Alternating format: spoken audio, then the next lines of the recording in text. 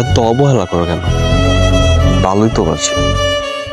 ভালোবাসার মানুষকে কি কেউ অবহেলা করে? বিয়ের কথাই বলি, বিয়ের কথা বললে কি কেউ ভাবে যে তুমি কি সন্দেহ করো আমি অন্য কোথাও কথা বলি?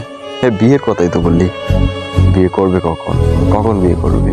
কখন আমাদের সংসারটা সুন্দর করে সাজাবো? এই কথাগুলো বললে কি তোমাকে আমি সন্দেহ করি? এটা ভাবো না। আমি তো এটা ভয় পাই যে যদি কোনো ধূমকেতু চলে আসে, দুজনকে আলাদা করে দেয়, সেই বয়ে তাড়াতাড়ি বলি কখন বিয়ে করবে, কখন একসাথে হয়ে যাবে। বিয়ে করলেই তো একসাথে জীবন সঙ্গী হয়ে যাবে। জীবন মৃত্যুর সাথে লড়াই করবো তো শুধু তোমাকে নিয়ে। এমন চিন্তা ভাবনা নিয়ে তো আমি তোমাকে বারবার বলি চলো বিয়ে করি, চলো সংসার করি।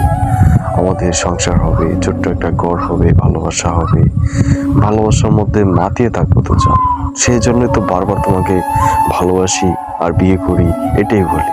এখানে তুমি অবহেলা কেন করছো? অতিরিক্ত ভালোবাসা যদি অবহেলা হয়ে যায়, তাহলে তো একজন মানুষের মুখ থেকে যখন শুনি যে সেইটা অবহেলা, তখন তো তার মৃত্যু হওয়া উচিত। ভালোবাসা তো অনুবীক্ষণ যন্ত্র দ্বারাও দেখা যায় না, যদি সেটা অনুভব না করা যায়।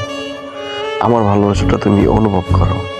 একবার চোখটা বন্ধ করো আর দাঁড়াও সেই ভালোবাসার মাঝখানে, দেখবে তুমি ভাসতেছো। ভালোবাসাটা তো পাওয়ার যে তুমি নিচ দিকে যাচ্ছেই পারছো না, সবসময় শুধু উপর দিকে ভাসছো সেই ভালোবাসার কারণে। এতটুকু ভালোবাসি আমি তোমায়, যতটুকু ভালোবাসা কোনো জমিনে রাখা যায় না। এতটুকু ভালোবাসি আমি তোমায় যা আকাশে মাপা যায় না। এতটুকু ভালোবাসা আলো আছে তোমার মধ্যে যা একটা চাঁদে নেই।